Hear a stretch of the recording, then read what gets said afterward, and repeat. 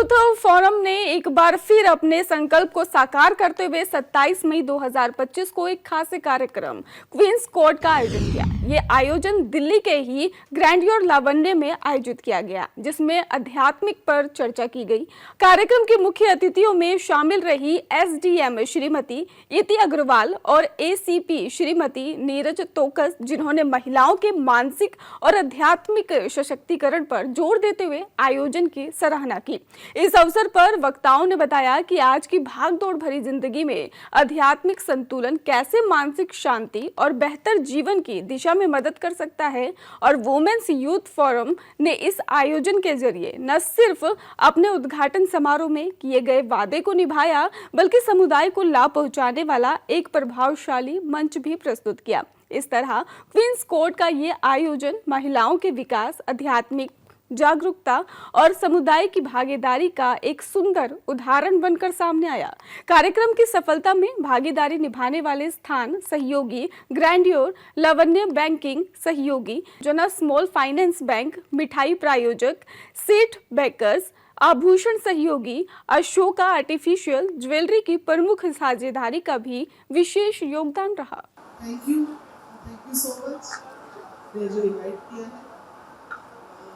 Valuable words बोला गया है मुझे, तो मैं अपने प्रोफेशन के हिसाब से ही बताऊंगी आपको कि आज के सिनेरियो में सबसे क्राइम जो हो रहा है वो मोबाइल फोन के थ्रू, सबको ही मालूम होगा।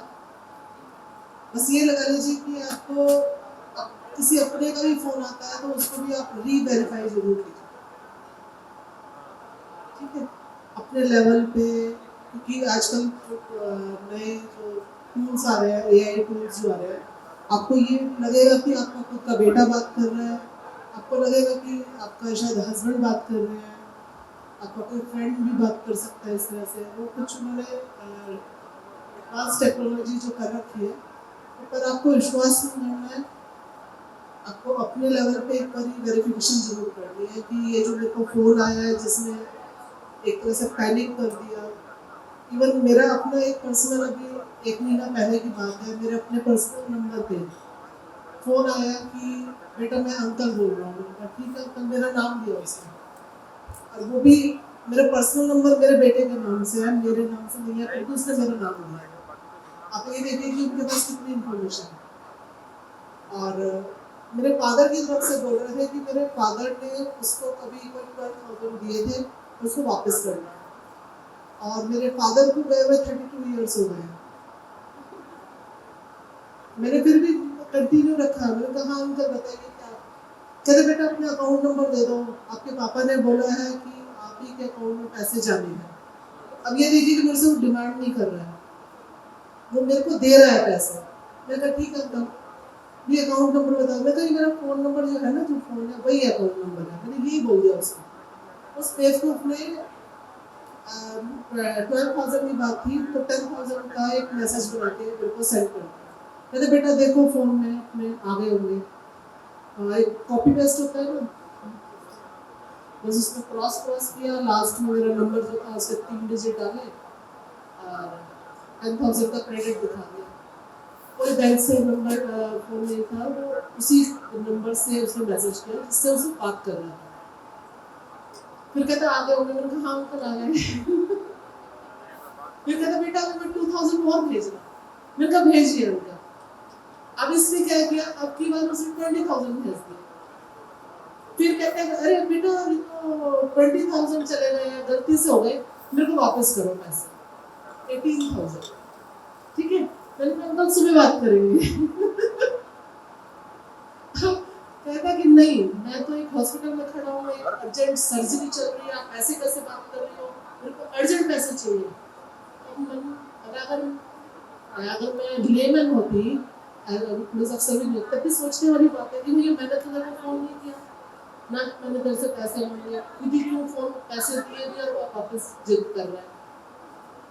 तो इधर मेरा बेटा भी आ गया, कह रहा मम्मी किससे लगी हुई है। कुछ नहीं, मेरे को टाइम नहीं है, मेरे को जाना है, फोन काट रही हूँ।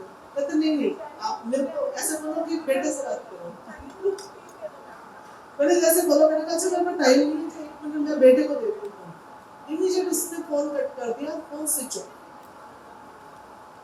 मैं उसको और थोड़ा सा देखना चाह रही थी कि वो किस नंबर पे वो मेरे से 18,000 जो है वापस मांगेगा, जो भी है। तो उसमें मैं इन्वेस्टिगेट करवाती क्या है क्या नहीं।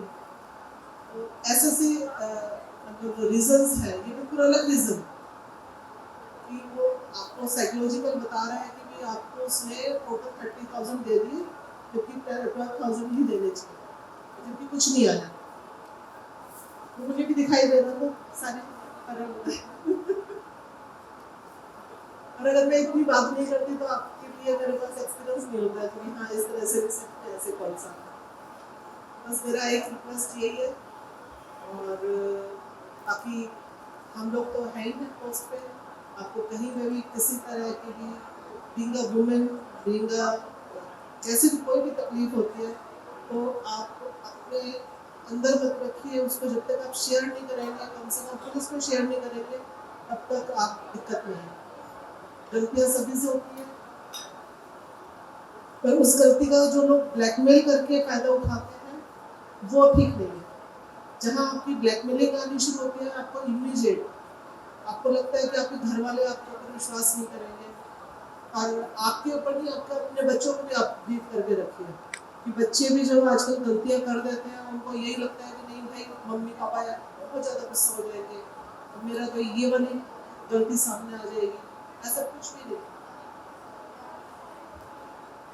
बस रिपोर्ट करेंगे तो हम उसको रोक पाएंगे, नहीं तो डिप्रेशन में आके, स्ट्रेस में आके कोई भी ऐसा स्टेप भी बच्चे उठा रहे हैं। अभी कल का ही मैटर है, 17 ईयर ओल्ड जो है लड़की ने सुसाइड कर दिया, उसको भी इन्वेस्टिगेट कर रहे हैं कि उसको क्या प्रेशर था। यही है कि जो हाँ अगर उस प्रेशर को उसके पेरेंट्स पहले देख पाते हैं तो मुझे लगता है कि वो सुसाइड नहीं।